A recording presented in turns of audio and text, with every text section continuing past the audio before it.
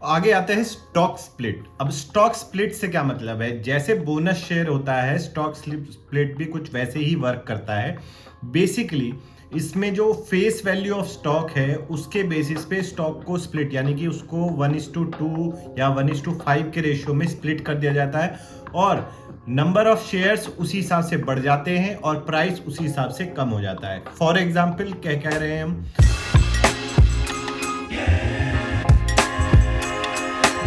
कि मान लीजिए एक फेस वैल्यू एक स्टॉक की 10 रुपीज है, प्राइस नहीं फेस वैल्यू, जो हमने पहले भी बात की हुई है फेस वैल्यू के बारे में, जो एक प्राइस हम असाइन कर देते हैं अपनी तरफ से स्टॉक को, उसका रियल प्राइस जो मार्केट में लिस्टेड है उससे कोई मतलब नहीं होता। तो मान लीजिए 1:2 के रेशियो में स्प्लिट हो रहा है। पहले अगर आपके पास 100 शेयर्स थे और उसका प्राइस 900 रुपये था और जो आपका इन्वेस्टमेंट हो गया 90,000, अब नए फेस वैल्यू 10 से स्प्लिट होके दो भाग में 5 हो जाएगी नई जो फेस वैल्यू है और 200 शेयर्स आपके पास हो जाएंगे, जो पहले 100 थे अब 200 हो जाएंगे, प्राइस आधा हो जाएगा 450। देखिए आपकी इन्वेस्टमेंट की वैल्यू उतनी की उतनी ही रहती है। 1:5 के केस में क्या होगा कि 10 रुपए की अगर ओल्ड फेस वैल्यू है, नई फेस वैल्यू 5 से डिवाइड करके 2 हो जाएगी, नंबर ऑफ शेयर्स 100 से बढ़ के 500 हो जाएंगे, प्राइस घट के हो जाएगा 180 900 से, लेकिन आपकी इन्वेस्टमेंट उतनी ही रहती है। अब ये भी क्यों किया जाता है, ये भी इसीलिए किया जाता है कि आप जो रिटेल पार्टिसिपेशन है उसको बढ़ाना चाहते हैं। प्राइस ऑफ स्टॉक कम हो जाता है, वर्चुअली ऐसा लगता है कि सस्ता हो गया है, सस्ता तो नहीं, सेम वैल्यू है, बट आप उसको अफोर्ड कर सकते हैं। बेसिकली वही केस यहाँ पे माना जाता है। और डेट्स और टाइमलाइन क्या है, वही जो एक्स डेट रिकॉर्ड डेट, जैसे हमने पहले डिविडेंड के केस में बात करी थी। नेक्स्ट आता है राइट्स इशू। राइट्स इशू के थोड़ा सा इससे डिफरेंट है। राइट्स इशू से कंपनी जो है वो फ्रेश कैपिटल रेज करने की कोशिश करी है। जब इनिशियली आईपीओ आता है तब फ्रेश कैपिटल रेज होता है। आपने अगर पिछले आईपीओ वाली वीडियो नहीं देखी है तो उसको देख सकते हैं पूरा प्रोसेस समझने के लिए। राइट्स इशू में भी फ्रेश कैपिटल, अब दोबारा तो आईपीओ नहीं ला सकते, फॉलो ऑन पब्लिक ऑफर जरूर लाया जा सकता है, लेकिन उसका ऑल्टरनेटिव है राइट्स इशू।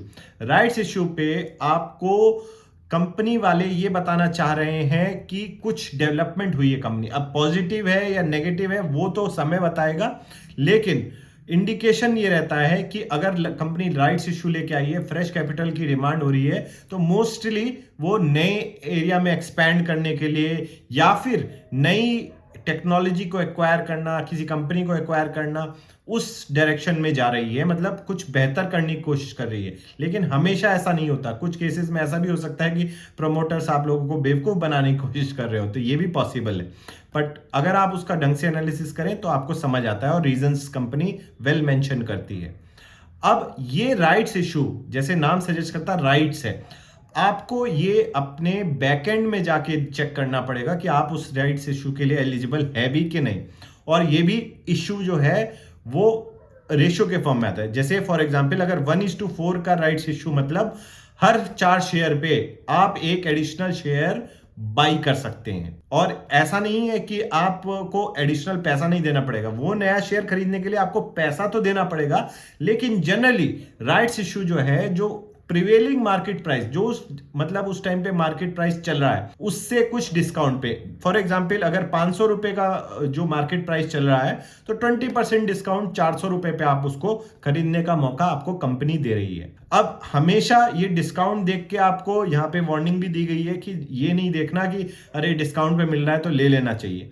बोनस इशू हो चाहे राइट्स इशू के शेयर्स हो, आपको हमेशा देखना चाहिए कंपनी एक्चुअली उस पैसे को लेने के बाद करने क्या वाली है, क्या उस कंपनी का फ्यूचर उसको डिजर्व भी करता है कि मैं और उसमें एडिशनल कैपिटल एलोकेट करूं, मतलब और उसके शेयर्स बाई करूं। तो ये राइट्स इशू जब आता है तो आपको और तहकीकात करने की जरूरत है, तभी जाके आप इसमें इन्वेस्ट कर सकते हैं। और लास्ट तरीका जो कॉर्पोरेट करते हैं that is by back of shares. ये मुझे लगता है डिविडेंड से भी बेटर है। बाकी हमने जो केस पढ़े stock plates, bonus share etcetera में उतना तो कोई फायदा होता नहीं है, डिविडेंड में चलो आपको कैश आ जाता है, लेकिन ये उससे भी बेटर है। क्यों, जानते हैं कैसे। बाईबैक जो है बेसिकली एक मैकेनिज्म है जिसके थ्रू जो है कंपनी अपने ही शेयर्स इन्वेस्टर से वापस खरीदने की कोशिश कर रही है। क्यों खरीदने की कोशिश कर रही है? कि उसके पास कुछ प्रॉफिट जनरेट हुआ है, अब उस कैपिटल को या तो वो डिविडेंड दे सकती है तो सबके पास कैश चला जाएगा, लेकिन जब इन्वेस्टर के पास डिविडेंड आता है as per latest taxation norms income tax के, तो आपको उस पर टैक्स भरना पड़ता है। लेकिन अगर वो कंपनी बाईबैक करती है उन्हीं शेयर्स को, तो आपको कोई टैक्स नहीं पे करना होता है। कंपनी को थोड़ा बहुत जो भी उनका टैक्स ब्रैकेट होता है उसको वो उस हिसाब से टैक्स पे कर देती हैं, जिसमें अल्टीमेटली शेयर होल्डर्स का फायदा हो जाता है। तो बाईबैक होने से क्या होगा कि आउटस्टैंडिंग शेयर्स जो है मार्केट में कम हो जाएंगे। तो जब शेयर्स बढ़ते थे तो प्राइस गिरता था, वैल्यू थोड़ी कम हो सकती थी, लेकिन जब शेयर्स आउटस्टैंडिंग घट रहे हैं तो आउटस्टैंडिंग शेयर जब मार्केट में घट रहे हैं तो आपके शेयर्स की वैल्यू बढ़ जाती है। अब क्या रीजंस हैं जिसकी वजह से मार्केट कॉर्पोरेट्स इसको करने की कोशिश करते हैं? सबसे पहले इंप्रूव द प्रॉफिटेबिलिटी पर शेयर बेसिस, क्योंकि आउटस्टैंडिंग शेयर कम हो जाएंगे। मान लीजिए पहले 1000 शेयर्स थे मार्केट में, तब हर शेयर के प्रति प्रॉफिटेबिलिटी 100 रुपए आती थी। अगर उसकी आउटस्टैंडिंग शेयर कम हो जाते हैं, 500 शेयर्स ही रह जाते हैं, बाकी 500 कंपनी बाईबैक कर लेती है शेयर्स, तो प्रॉफिटेबिलिटी जो पहले 100 रुपए थी वो पर शेयर बढ़ के 200 रुपए हो जाएगी। तो ये एक फायदा हो जाता है।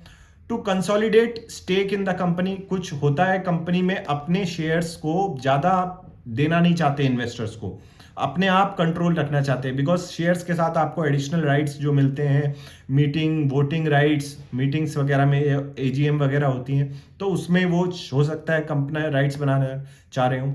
To prevent other companies from taking over, क्योंकि क्या होगा अगर एडिशनल मेजॉरिटी शेयर होल्डर कोई दूसरे लोग बन जाते हैं अदर देन प्रमोटर, तो उनके हाथ में वो कंपनी की बागडोर आ जाती है। आप उससे बचना चाहते हैं तो उसकी वजह से आप एडिशनल शेयर्स मार्केट से खरीद सकते हैं फ्रॉम कंपनी साइड।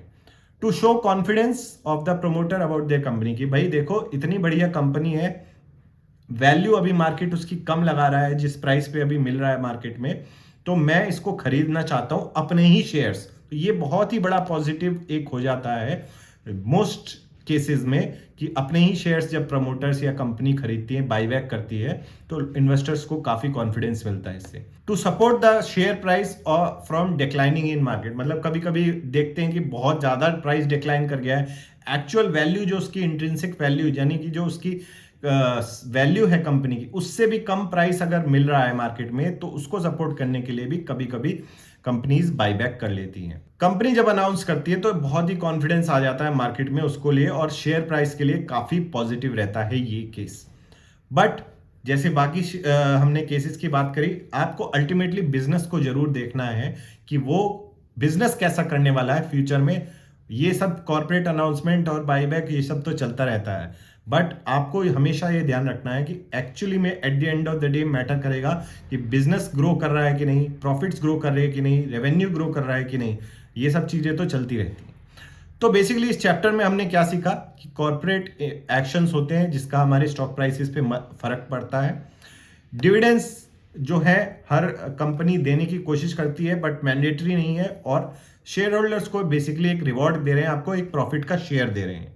डिविडेंड पाने के लिए आपको एक्स डिविडेंड डेट के पहले जो है उस स्टॉक को ओन करना पड़ेगा। बोनस इश्यू भी एक तरह का स्टॉक डिविडेंड है जो एडिशनल शेयर्स आपको मार्केट में कंपनी इन्वेस्टर्स को दे रही है। स्टॉक स्प्लिट जो है फेस वैल्यू के बेसिस पे होता है। राइट्स इश्यू जो है जब फ्रेश कैपिटल कंपनी रेज करने की कोशिश करती है अपने एग्जिस्टिंग शेयर होल्डर से, बिकॉज राइट्स इश्यू उन्हीं के पास आएगा जिनके पास शेयर्स हैं, और वो भी एक रेशियो में आता है। जैसे हमने देखा था कि 4 शेयर पे आप एक एडिशनल शेयर्स बाई कर सकते हैं। और बाई बैक जो है वो एक पॉजिटिव आउटकम है, बहुत आउटलुक जो है एक प्रमोटर्स की तरफ से कॉन्फिडेंस नजर आता है कि हाँ, इस कंपनी के प्रमोटर्स जब ये सोच रहे हैं कि अपने ही शेयर्स खरीदे जाएं तो उससे बेहतर और क्या पॉजिटिव आउटलुक हो सकता है। तो ये सब कुछ हमने जाना इस चैप्टर में, और अगर आपके कोई डाउट्स हैं तो जरूर कमेंट करके पूछें।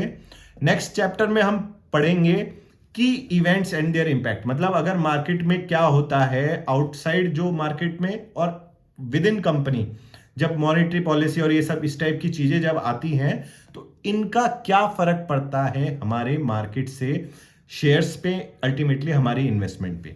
तो अगर आपको ये कोर्स अच्छा लग रहा है तो जरूर लाइक करें, चैनल को सब्सक्राइब करें, कमेंट करके अपने डाउट पूछें and give it a thumbs up. Thank you for watching. My name is captain Shashank. जय हिंद।